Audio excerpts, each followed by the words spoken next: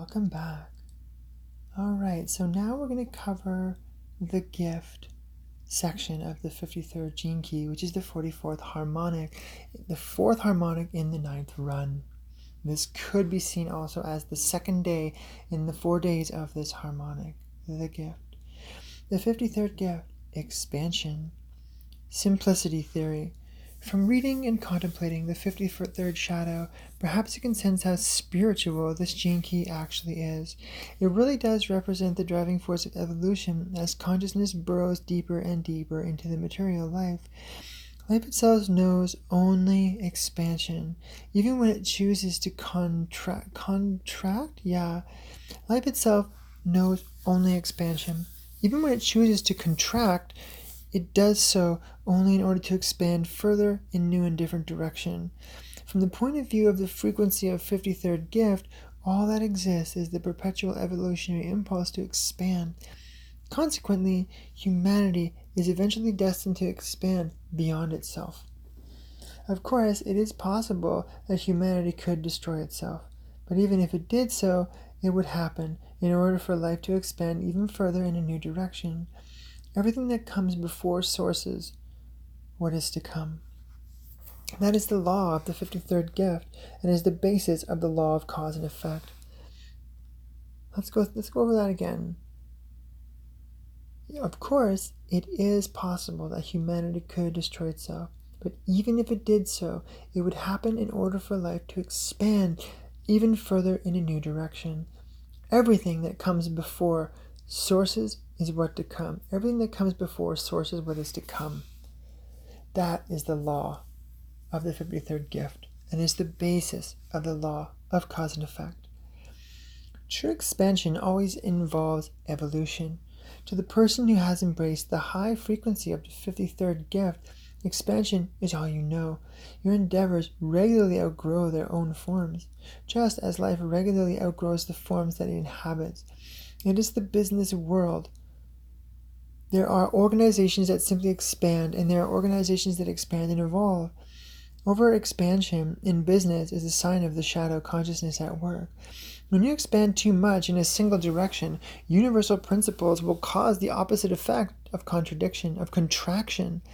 This is why empires and monopolies ultimately crumble. True expansion also embraces the notion of fractal growth.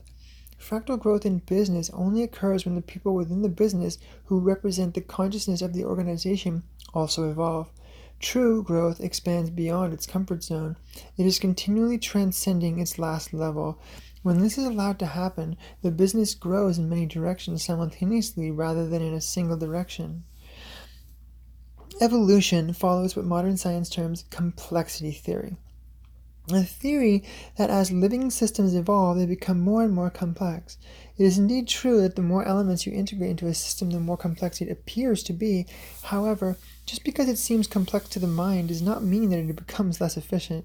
In fact, evolution demands that systems become more efficient, and efficiency is based on simplicity rather than complexity.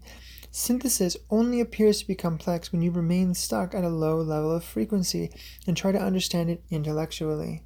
I really have to agree with that. And working with systems such as this, it really exemplifies that things only truly look complicated if we are kind of forcing our own viewpoint onto things, if we're unwilling to evolve the shape of our mind, the shape of our reality, because it is a collective containment field, we cultivate that through our own mentality, our own mentation, then our own confusion is up to us. And what we make important in our life essentially becomes simple because we become attuned to it. So what's the last word here? The gift of expansion demands that individuals transcend their personal opinions, views, and attempts to understand what is going on. It takes enormous trust to allow your life to truly expand because it appears to the mind to become more complex, whereas in fact it is moving into greater and greater synthesis. At certain points within your expansion, your awareness itself takes leaps that allow you to grasp the synthesis. Until the leaps come, you simply have to hold on and trust in the process. On the other hand, the shadow frequency, driven by greed, wants expansion without having to expand itself, which is why true expansion is actually relatively rare. Expansion is a process of transcending and including the wonder of expansion is that each new level of integration is built upon the levels that came before, which are thus included in the synthesis itself. This can be applied to any aspect of life, from computer science to business to spirituality. Expansion happens when consciousness is permitted to penetrate form in greater depth and is about penetration. The more you expand, the looser the form becomes so that you begin to glimpse the consciousness hovering behind it. Of course, the ultimate expansion is the expansion of the human awareness itself, which underlies all other forms of expansion. In a human being, the expansion of frequency can only occur in one way, through the heart. This 53rd gift can only beautifully explained through the Indian concept of bhakti, or devotional energy. This bhakti, at the heart of evolution, is continually outgrowing its own forms. The gift frequency gives rise to the beginning of the transcendence of the mind. As you allow your awareness to expand, it opens your heart. From this gift level of awareness, all you see is the evolutionary impulse being born, living, and appearing to die. There is no difference between the consciousness that inhabits a tree and the consciousness that exists in a human being. The only difference is the awareness operating system within each.